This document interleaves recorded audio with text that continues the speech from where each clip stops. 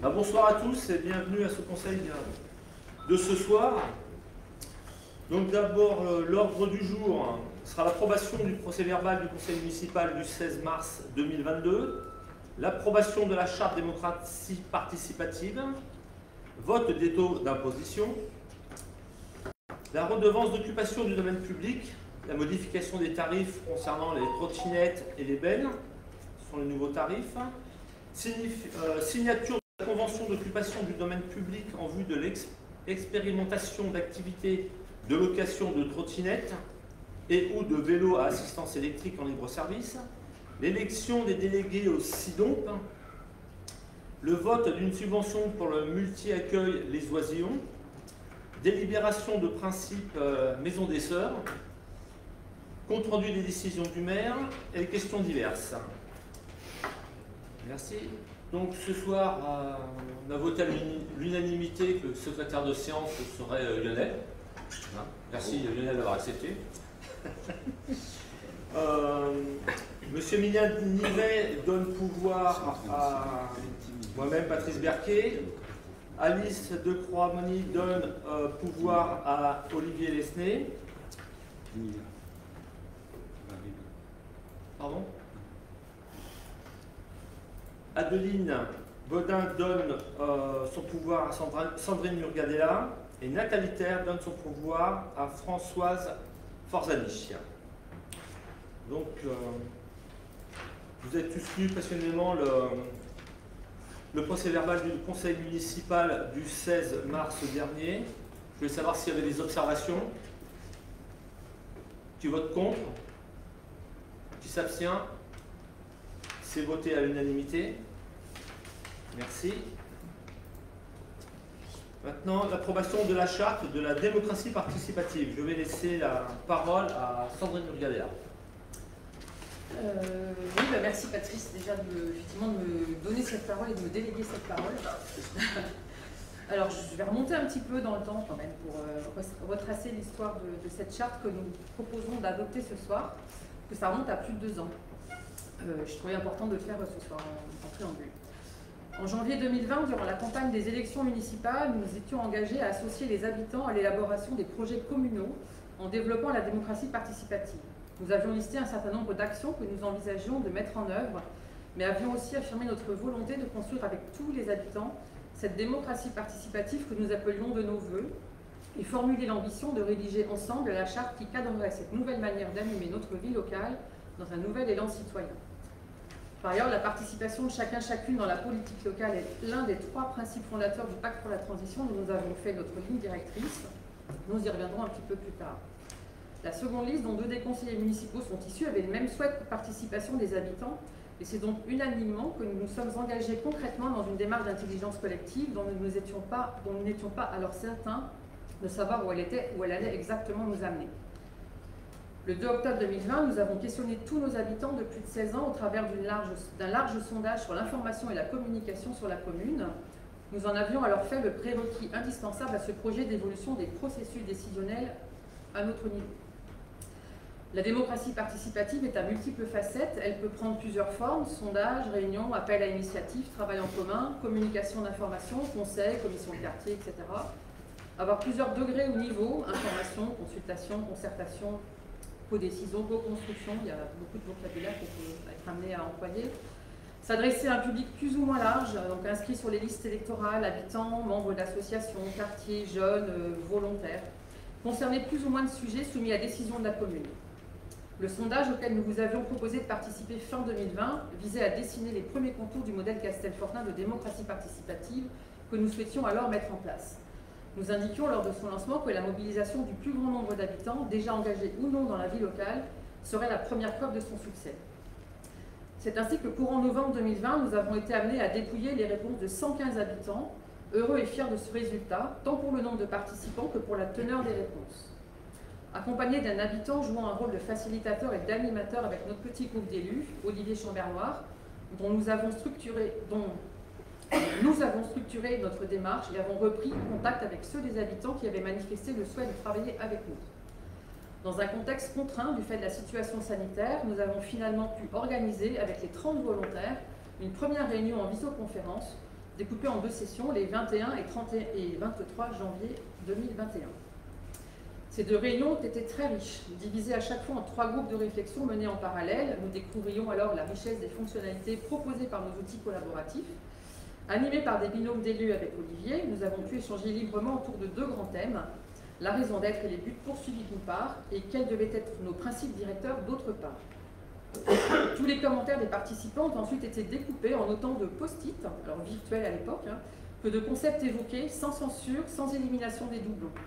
Les 267 idées ainsi émises, quand même 267, ont été ensuite classées finement, regroupées en grands termes, et nous avions ainsi pu définir des petits groupes de travail qui ont démarré à partir de mai, animés par des binômes élus habitants. En plus d'Olivier, donc je les cite, il y en a qui sont effectivement ici présents ce soir, merci, donc David Mortier et Yves Chevalier, Axel Delagoutte et Stéphanie Simon. Sur le pilotage de la démarche et la rédaction de la charte elle-même, la constitution de nos référentiels, l'identification des compétences souhaitées dans un tel contexte et des actions pédagogiques à mener, et la définition des dispositifs participatifs et des outils possibles. Le 22 juin 2020, nous organisions notre première réunion pour de vrai avec une bonne partie des participants des groupes en extérieur dans la cour de la mairie. Elle fut l'occasion d'échanges sur les travaux en cours, de commentaires et de compléments sur une première trame de charte, la présentation d'une première version sur la vision pour l'avenir et de notre village et de nouvelles propositions. Durant l'été, la rédaction de la charte s'est poursuivie en comparant aussi avec des chartes existantes dans d'autres communes. En septembre, nous avions une première version un peu solide à présenter aux élus, à vous ici, donc présents ce soir, que nous avons ensuite fait évoluer avec vos remarques. Nous avons ensuite organisé un forum de la démocratie locale le 30 novembre, donc je raccourcis un peu les étapes, mais pour la charte, en l'occurrence l'étape suivante c'était le 30 novembre, forum ouvert à tous les habitants, avec différents stands d'expression libre sur les sujets en cours, et en particulier la vision du futur désirable pour notre village, et une version consolidée de notre charte.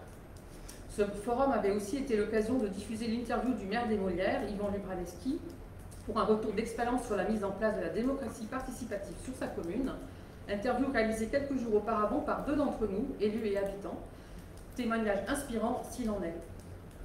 D'ailleurs, petite touche à notre texte, et nous voilà lors de notre plénière mairie le 2 février dernier, avec notre équipe cœur, à échanger sur les retours du forum et le texte quasi final de notre charte. Nous prévoyons alors de le proposer au vote lors d'un prochain conseil municipal. Celui de mars étant dédié au budget, c'est donc ce soir que nous allons être amenés à nous prononcer tous les 15 sur cette toute première version de notre charte. Alors certes, elle n'est pas parfaite, certaines phrases sont sans doute un peu alambiquées, je reprends des termes que j'ai déjà entendus, diront certains, ça ne va pas assez loin, diront d'autres.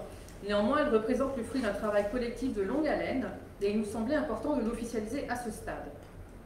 En effet, alors même que ce document était encore à l'état d'ébauche, nous avions déjà commencé à mettre en œuvre certains des principes qu'il décrit. Par exemple, avec plus de lisibilité dans la présentation de notre budget, la diffusion de tous nos conseils municipaux en direct, le renforcement de la qualité et de la fréquence de nos communications, le bilan régulier des actions et l'avancement des grands projets engagés dans nos brèves ou en fin de conseil. Par exemple aussi avec l'implication des habitants sur certains projets, pour le City Stade, les jeunes joueurs de foot du village, les riverains, le tennis club, pour l'école maternelle, dans une première série de réunions fin 2020, début 2021, pour la constitution du dossier initial pour le lancement du projet, et à nouveau en ce début 2022 pour les étapes de sélection du projet final avant l'été avec une dizaine d'habitants volontaires. Ça va redémarrer là début mai. Pour l'éclairage public, 13 habitants volontaires au lancement, 5 contributeurs réguliers tout au long de ce projet qui touche à sa fin, avec la réunion publique de la semaine dernière, dont on recueille actuellement les remarques des habitants.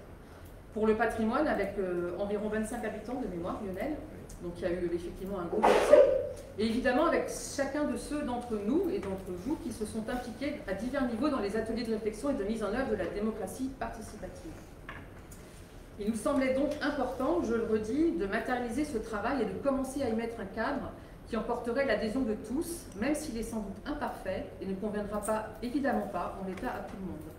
Dans le document lui-même, l'amélioration continue du processus démocratique et participatif de la commune est prévue au travers d'évaluations en fin de projet, en fin d'année, et d'un bilan global des dispositifs. Nous serons donc amenés à le faire à l'issue des projets déjà engagés, et je pense aussi début 2023, à la fois lors de notre bilan global de l'année 2022, ou au premier anniversaire de ce vote, si nous votons bien ce soir la charte telle qu'elle vous a été présentée. Concernant le contenu de la charte, je ne vais pas lire les 3 pages que vous avez eues en version numérique, je m'adresse aux élus pour ça, mais je vais en donner les éléments essentiels. Il s'agit d'un engagement collectif élus et habitants. De notre côté, en tant qu'élus, nous allons nous engager en votant aujourd'hui cette charte et la délibération issue du conseil municipal en témoignera. Pour les habitants, nous prévoyons de diffuser par tous les moyens habituels, mailing, Facebook, papier, le texte de la charte. Il sera partagé lors des lancements de chantier ou de groupes de travail mixtes que nous lancerons à l'avenir à la première réunion. Cet engagement s'inscrit dans le cadre général du pacte pour la transition que nous avons voté en mars 2021 avec ses 3 principes et 27 des 32 mesures, écartant celles qui n'avaient pas de sens pour un village comme le nôtre. Nous actons aussi le souhait que notre action communale soit orientée par la vision partagée d'un futur désirable qui figure en annexe du document que je lirai tout à l'heure, résultat des groupes de travail portés par les habitants. Les bénéfices attendus sont à la fois collectifs et individuels, sur notre vivre ensemble, sur la mobilisation de l'intelligence collective en tirant profit des compétences, des avis et des contradictions de chacun. Les dispositifs participatifs sont des compléments et pas des substituts à la démocratie représentative en place, et il nous appartient à nous, élus, de veiller à bien organiser et mettre en œuvre la participation des habitants de la façon la plus appropriée à chaque contexte. Nous attendons de la part des habitants qui choisiront de contribuer au projet de la commune écoute, respect, bienveillance, sincérité, honnêteté et une attitude constructive même dans la confrontation des idées, être des acteurs et pas des consommateurs. En tant qu'élus, nous nous engageons évidemment à développer aussi notre exemplarité sur ces mêmes valeurs et attitudes, à renforcer notre proximité au quotidien, à déployer les moyens nécessaires pour la mise en œuvre de cette charte et à toujours nous référer aux intentions et principes de cette charte. Entre nous tous, élus et habitants, nous souhaitons, avec cette charte, nous engager à maintenir et développer une relation simple et de confiance et à multiplier les occasions de communication formelle ou informelle. Cet engagement nous concerne tous, quel que soit notre rôle dans l'équipe, quelles que soient les commissions dans lesquelles nous sommes impliqués. Nous avons déjà enclenché pas mal de choses, comme évoqué plus haut, les bases sont déjà posées. Et nous savons que nous allons ensemble, élus et habitants, progresser dans le bon sens. Avant de redonner la parole à Patrice et de procéder au vote, et parlons au nom des élus qui ont directement été impliqués dans la démarche, donc malheureusement il y en a effectivement 3 qui sont absents ce soir, ça ne tombe pas très bien. Donc Adeline Baudin qui est absente ce soir, Alice Moïse de Croix et Nathalie Terre, toutes les 3 absentes, et Johan ici présent. Donc au nom des élus, je souhaite effectivement remercier tous les habitants qui ont contribué jusqu'à présent aux travaux, quel que soit leur niveau d'implication. Chaque pierre à l'édifice est importante. Ce n'est bien sûr pas fini, mais je ne voudrais pas qu'on en tire cette conclusion avec ces remerciements. Un remerciement plus appuyé aussi à nos leaders de groupe que j'ai cités tout à l'heure, qui ont déjà passé pas mal de temps dans les différentes étapes et vont encore, je l'espère, en donner à l'avenir. Et bien sûr à Olivier Chamberloir pour son soutien à la fois bienveillant et ferme, son accompagnement efficace, sa patience tout au long de nos échanges depuis plus d'1 an. Là encore, ce n'est pas terminé, l'histoire ne fait que commencer avec cette version 1.0. Ce n'est pas un aboutissement, c'est bien un commencement, j'insiste vraiment là-dessus. Donc, c'était un peu long, j'en suis consciente, je ne sais pas si j'ai fait les 10 minutes dont je parlais tout à l'heure en bureau, mais le sujet et l'investissement que chacun des participants y a mis le méritait, je pense, et donc je vous remercie de votre écoute. Et donc, je redonne la parole à Monsieur le maire qui m'a soutenu et qui m'a encouragé à mener... Ah non, j'ai oublié une chose très importante, pardon, qui arrive en face, excusez-moi. Donc, la vision du futur désirable pour Châteaufort, c'est effectivement quelque chose qu'on avait nettement partagé lors de notre plénière le 2 février. Donc un village nature, à taille humaine, paisible, animé et ouvert, favorisant la protection de l'environnement, toutes les formes de mixité, donc mixité sociale, culturelle, intergénérationnelle, point de suspension, et la participation de ses habitants à son fonctionnement et à son devenir. Donc c'est un des éléments. Évidemment, la charte elle-même sera, on la diffusera dès lors qu'elle sera effectivement votée, on la diffusera sous un format un peu sympa, je pense, en version papier, et de toute façon, effectivement, nous aurons d'autres versions ultérieurement. Merci Sandrine pour cette belle présentation.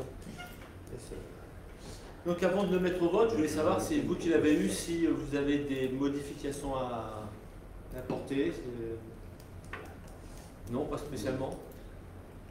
Celle qui vous est présentée, elle est après avoir recueilli toutes les modifications qu'on souhaitait. Il aurait pu y avoir quelque chose de dernière minute. Si ce que j'ai oublié de dire dans mon speech, je suis désolée, j'en rajoute encore. Vas-y. C'est qu'effectivement, la charte peut paraître alambiquée, entre guillemets, parce que c'est effectivement le terme qu'on a encore plusieurs fois entendu. Néanmoins, elle représente finalement l'union de tout ce qui a pu être dit par les différents contributeurs. Donc comme il fallait que chacun s'y retrouve un petit peu, parfois les phrases étaient peut-être un peu complexes, mais finalement il y a des mots qui avaient plus de sens pour les uns pour les autres, et on a essayé de faire un document qui peut-être pourrait être simplifié, on va peut-être se rendre compte à l'usage qu'il n'y a pas besoin d'autant détailler, mais comme c'est la première brique, la première fois, on a jugé nécessaire d'avoir ce document sous cette forme-là. et que de toute façon tout travail est toujours perfectible. Donc voilà, il faut bien commencer par quelque chose et j'espère que ce soir c'est effectivement la version que vous souhaiterez valider, enfin voter avec moi. De toute façon, comme tu le dis bien, c'est une première version et c'est amené à évoluer. Mais je dirais que la version est plus lisible et compréhensible qu'au départ. Je pense qu'il y a eu un travail de reformulation qui a été vraiment... Oui, on a simplifié, mis des choses effectivement dans les notes de bas de page. L'intention reste la même. Ah bon, bien d'accord. Mais les formulations sont claires et Voyons, je pense qu'on peut encore améliorer. plus accessibles. Ok, donc je vais le mettre au vote. Pour l'approbation de la charte démocratie participative, je vais le mettre au vote. Donc qui est contre? Qui s'abstient?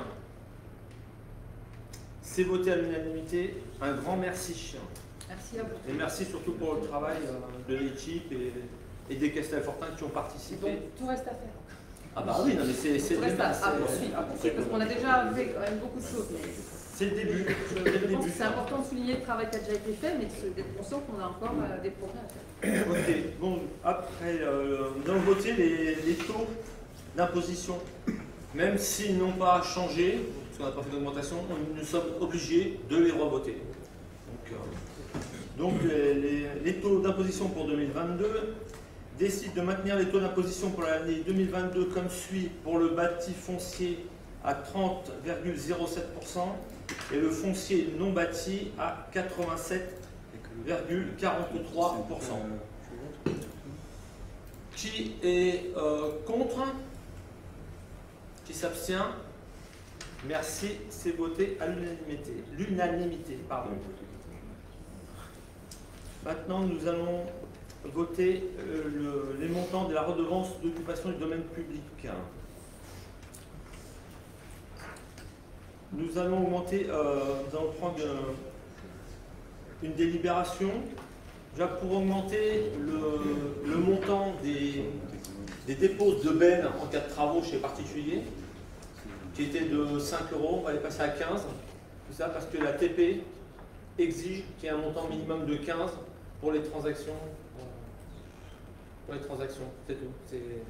C'est purement par rapport au trésor public. Et aussi, pardon. Voilà. Et aussi, on verra juste après, Étienne prendra la parole pour la signature d'une convention. C'est pour signer la convention pour l'emplacement de patinettes ou de vélos électriques sur la commune pour 5 € par mois. Donc, par an, pardon, oui, par an. Ouais. On va s'enrichir avec ça. Donc si à 3 ou 4, ça fera plus de 15 €, c'est pour ça qu'il y a entre autres ce montant. Et c'est le montant qui était imposé aussi par le sous-traitant. Donc je vais mettre au vote. Qui est contre? Qui s'abstient? C'est voté à l'unanimité. Merci. Pour la signature de la convention d'occupation du domaine public pour les trottinettes, pardon. Non. C'est par l'intermédiaire du parc qu'on a eu cette affaire. Une société qui s'appelle Thermobility qui met à disposition sur la casquille des trottinettes électriques, des vélos assistance aussi et éventuellement des vélos cargo. Donc pour l'instant cette convention a été signée entre cette société qui s'appelle Thermobility et la casquille. Mais tout le monde a souhaité que cette société étende son activité un peu au-delà de la casquille. Donc plusieurs communes ont fait ce choix, dont Saint-Rémy-Chevreuse par exemple. Et donc nous, Châteaufort, on s'est porté candidat aussi pour rentrer dans cette disposition de location de trottinettes électriques. Comme on est contigu à la casquille via Voisin et Manille, c'était tout à fait possible, d'autant plus qu'il y avait une voie rapide enfin, sur la D36 sans danger. Donc on a discuté un peu avec eux et on en est arrivé à se dire que c'était une expérimentation qu'on faisait. Donc, pour l'instant on se lance au travers d'une convention valable 1 an, renouvelable 2 fois, qu'on peut arrêter quand on veut bien, comme l'une ou l'autre partie. C'est vraiment à titre expérimental, où ça marche, et tant mieux. où ça ne marche pas, bon, on tirera les conclusions qu'il faut. Donc on s'est arrêté sur le principe d'avoir 4 stations de trottinettes à Châteaufort, 2 en haut, qui sont situées au carrefour, sortie de Châteaufort, de tout sud, une autre station sur la place devant la mairie, et 2 stations à la Trinité, pardon, une place de la Trinité, et tout au bout de la rue d'Ors pour desservir le futur foyer, entre autres. Donc ça nous fait 4 stations, on s'engage pour 20 trottinettes pour l'instant, ce qui nous fait 5 trottinettes par endroit. Donc pour une redevance globale, ce n'est pas l'objectif de 20 € par an, mais qui là aussi pourra être revu, puisqu'on sait par ailleurs qu'il y a d'autres dispositifs financiers qui sont mis en œuvre ailleurs, sur la Castille entre autres. Charge à nous de matérialiser au sol les 4 remplacements. Donc c'est une charge de travail qu'on pourra assumer, je pense. J'allais dire aisément, mais je ne vais pas prendre de risque. On pourra assumer. Donc ce qu'on vous demande ce soir, c'est d'approuver cette convention pour que Patrice puisse la signer et qu'ensuite ça se mette en route le plus rapidement possible, puisque c'est l'époque où en plus le temps amène à l'utilisation plus facilitée de ces trottinettes. Donc si on en est d'accord ce soir, on va recontacter l'entreprise Tier Mobility et dans il faut qu'ils mettent aussi en route tout leur système informatique qui permet d'utiliser une trottinette depuis Châteaufort, pas au-delà, et dans les conditions qui sont normales d'utilisation. Pour la petite histoire, si on sort d'un endroit autorisé, si on va au-delà de Châteaufort direction Villiers-le-Bac par exemple, on va tomber à 2 à l'heure. Donc c'est tout de même assez peu intéressant, entre guillemets. Donc a priori toutes les garanties sont prises. De toute façon c'est une société qui tourne depuis plusieurs mois, voire années sur Saint-Quentin et d'autres lieux. Ils viennent de signer avec la communauté d'agglo de Saint-Germain-en-Laye. On a a priori toutes les garanties de bon fonctionnement, mais on a toujours cette possibilité, si c'était nécessaire, de pouvoir dénoncer. Et cette société nous rendra compte tous les ans, au moins, de l'utilisation qui est faite, quels sites sont utilisés, pour quel trajet. Enfin, on aura un compte rendu d'activité tous les ans. Donc ce qu'on vous demande ce soir, c'est d'accepter ça et d'accepter de recevoir 20 €. C'est surtout le premier point qui est important. Et pour un question, on n'a pas posé la dernière fois. C'est combien pour l'utilisateur?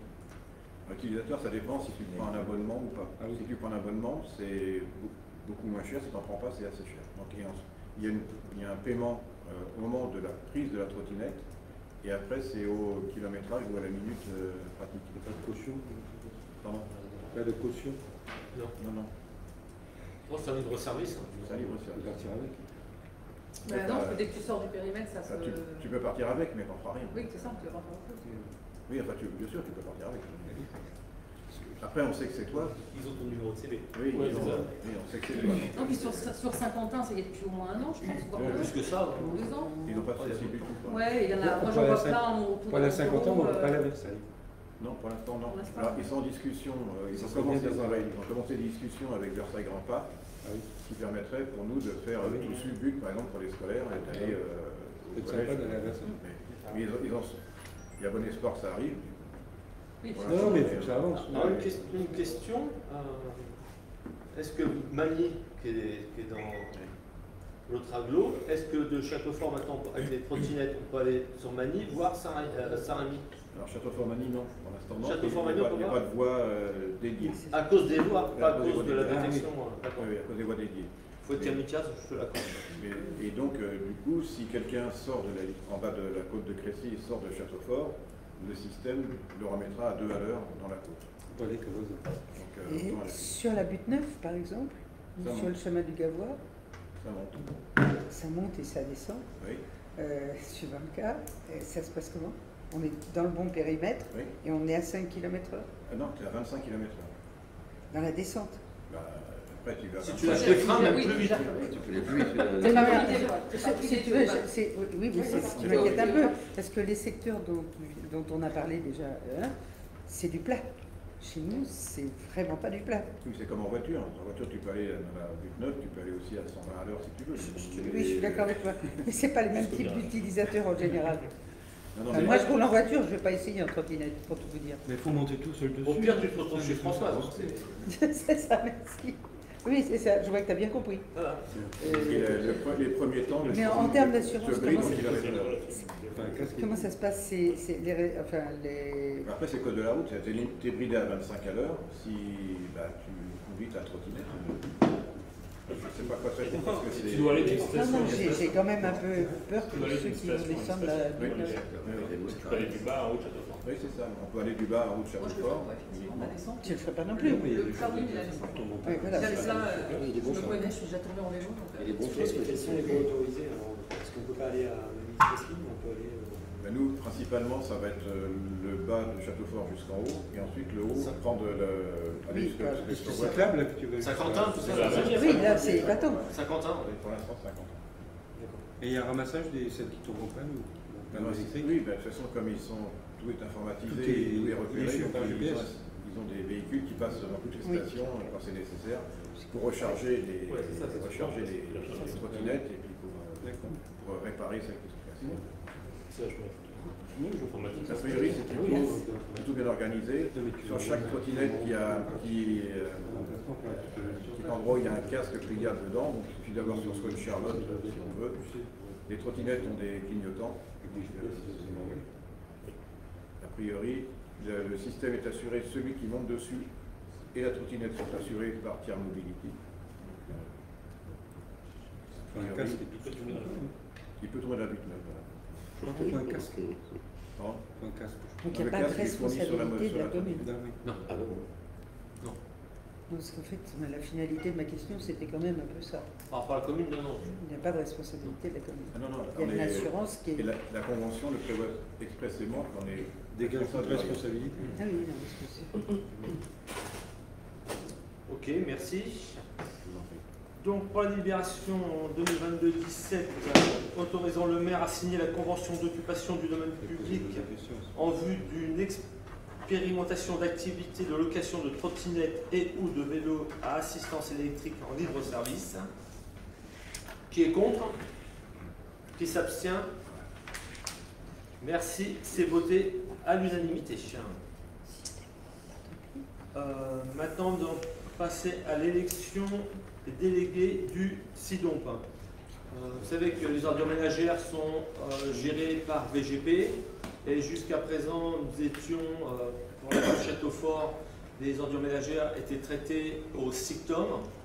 Et VGP est sorti du SICTOM pour des histoires de normes de l'entreprise et puis une source d'économie sur du moyen terme. Donc maintenant, nous dépendons du SIDOMP et il fallait un titulaire et un suppléant. Question que je vous ai posée et vous avez été tellement nombreux, il a fallu que je choisisse deux élus, deux heureux élus, donc qui sont Étienne Dupont en titulaire et Emilien Nivet en suppléant. Est-ce qu'il y a d'autres propositions? Oui. D'autres, Si on ne sait quelqu'un jamais. veut y aller, On sait jamais si d'autres personnes veulent. Non, c'est pas. On ne voudrait pas te retirer ça. Non, non. Non, mais c'est passionnant. C'est Ok. passionnant. Bon, pour la délibération 2022-18, considérant qu'il appartient au conseil municipal de proposer aussi donc un délégué titulaire et un délégué suppléant, décide de désigner M. Étienne Dupont comme délégué communal au SIDOMP et décide de désigner M. Emilien Nivet comme délégué suppléant au SIDOMP. Donc, qui est contre? Qui s'abstient? C'est voté à l'unanimité. Vote pour d'une subvention pour le multi-accueil des oisillons. Oui. Oui, tout va bien. Merci à toi. Donc le multi-accueil des oisillons, c'est une crèche, mais pas pour les Castelfortins. C'est un lieu d'accueil qui se trouve à Boulay-les-Trous et qui, pour Châteaufort, propose de l'accueil ponctuel de type halte-garderie. Parce qu'on n'est pas dans la communauté d'agglomération qui va bien. Et donc pour l'année 2021, nous avons eu un habitant de Châteaufort qui a mis un enfant à raison de 120 heures sur l'année. Et donc, à ce titre, on nous demande une subvention de 132 €. Exact. Voilà.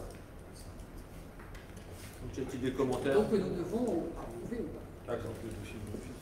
Donc le conseil municipal, après en avoir délibéré, décide de voter une subvention de 132 € à cette association. Qui est contre? Qui s'abstient? C'est voté à l'unanimité. Merci. Délibération de principe sur la maison des sœurs. Lionel, tu veux dire quelque chose? Je peux expliquer rapidement, oui, Ouais, peut-être, vas-y.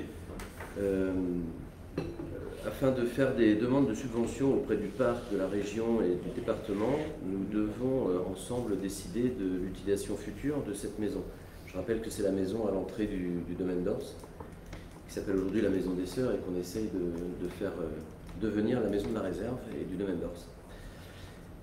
Et afin de solliciter ces subventions, on a besoin de votre accord sur l'utilisation qu'on souhaite en faire par la commission patrimoine, c'est-à-dire une maison pour promouvoir et présenter ce qu'est une réserve naturelle et la nôtre, qui devrait devenir régionale, pour montrer aussi ce qu'est une réserve naturelle et son incidence et son avantage sur l'écosystème, présenter le domaine d'Ors dans son ensemble, et présenter le fonctionnement d'un moulin sur lequel le PNR travaille aujourd'hui, sur la renaturation de la Mérantaise et l'alimentation de la roue du moulin et le fonctionnement d'un moulin, sachant que ce moulin à Ors est le seul, avec le petit moulin de Cernay, c'est ça, Oui.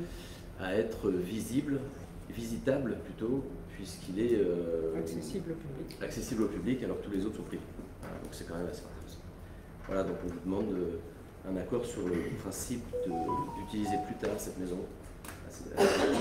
Absolument, merci Lionel. Donc pour l'accord de principe sur l'utilisation de la maison des sœurs,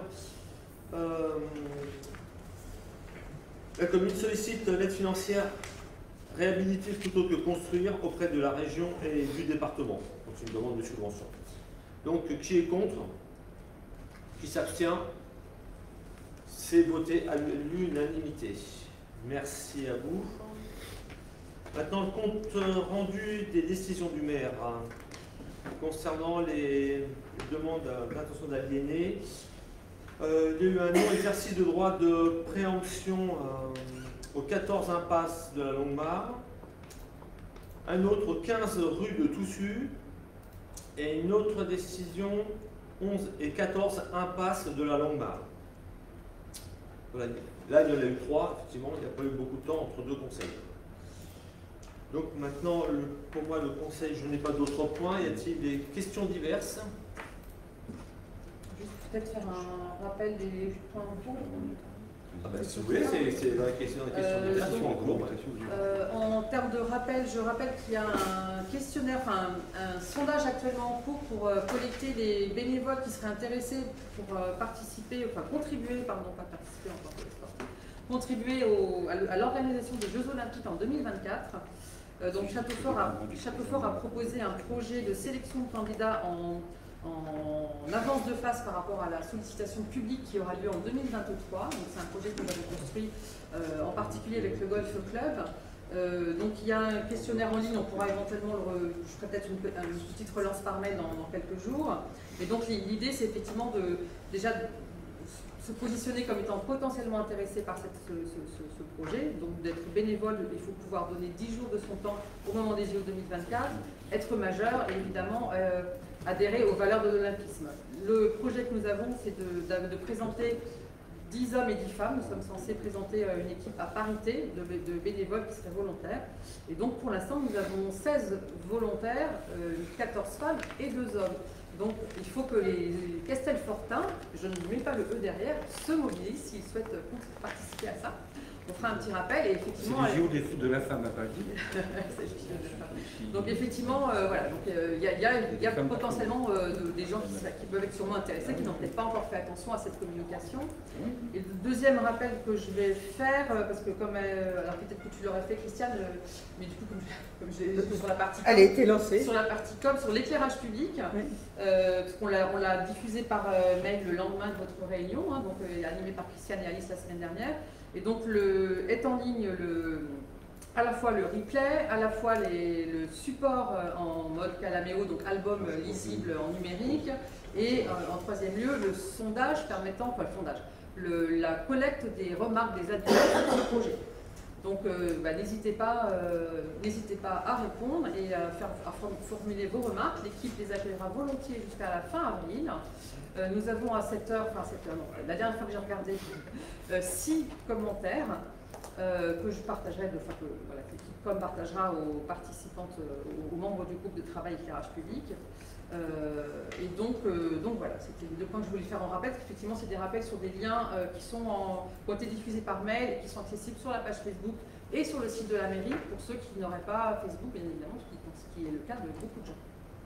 Et en complément pour éclairage public, bien, on est en train de constituer un dossier de demande de subvention partielle sur un secteur en particulier, en complément. Exact. Et merci Jessica. Pour lequel on sollicitera les habitants, parce qu'effectivement c'est le budget participatif de la région Île-de-France, dont les habitants, quels qu'ils soient, pas forcément ceux de la commune de Châteaufort, sont censés soutenir et ils sont censés voter pour les projets, et les projets sont retenus en fonction du nombre de votes qu'il y a sur les différents thèmes proposés. Merci Sandrine. D'autres non, pas d'autres prises de parole. Ok, merci. Le conseil municipal est clos. Nous allons donner la parole au public. Nombreux. Je vais pas revenir sur le printemps pousse, il pousse toujours, à des endroits que je vous avais déjà maintes fois dit. À l'issue du dernier conseil, il y avait tout un tas de tableaux présentés, comme je vous avais dit, certains envoyaient plus ou moins. J'avais envoyé un mail pour les avoir ou avoir en copie. C'est vrai que toute la partie communale, il y a une partie des brèves qui répondaient, même si c'est écrit petit, c'est pas évident, je n'ai pas le temps de chercher dans ce que je voulais. Le dernier tableau, je l'ai eu ce matin, donc merci de l'avoir eu, mais je l'attendais patiemment, ça fait donc quelques jours. Mais moi, j'ai suivi la voie hiérarchique où, en tant que simple Castet-Tortel, j'ai écrit au secrétariat de la mairie, sans écrire forcément de vous qui est destinataire, qui l'avait présenté et tout. C'est tout. C'est dommage. Donc voilà.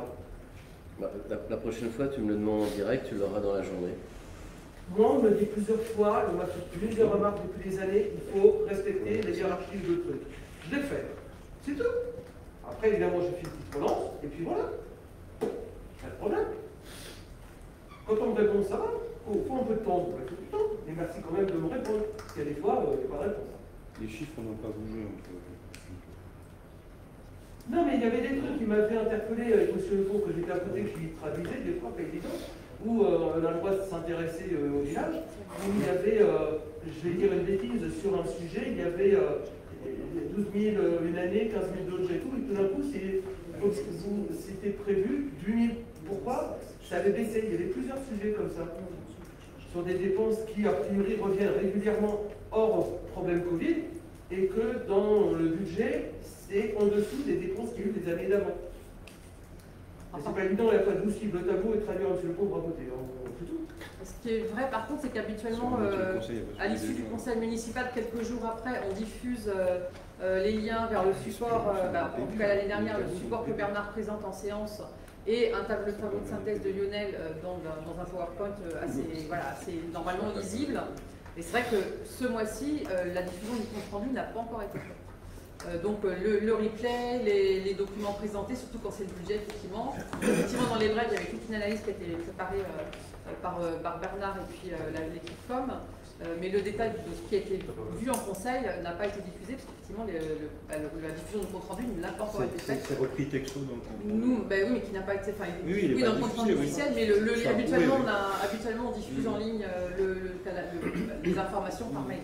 Et c'est vrai que ce mois-ci, les deux conseils étant assez rapprochés et l'actualité étant assez riche au niveau, à tout niveau, l'équipe com n'a pas encore eu le temps de diffuser le support et le replay des. Il y avait des bureaux électoraux à tenir. Comment? Il y avait des bureaux électoraux à tenir. Il y avait des bureaux, c'est pour ça qu'il nous. À propos des bureaux électoraux, vous avez reçu un petit papier pour boucher des C'est annulé? Non, non, non, non. Pour marquer vos noms pour aller faire la messe. Ah oui. Donc voilà, donc on diffusera effectivement les éléments du conseil d'avant et celui d'aujourd'hui qui va être un peu plus facile à faire, je pense, en termes de compte rendu, qui sera diffusé aussi avec le replay, le lien vers le replay qu'on charge sur YouTube d'habitude.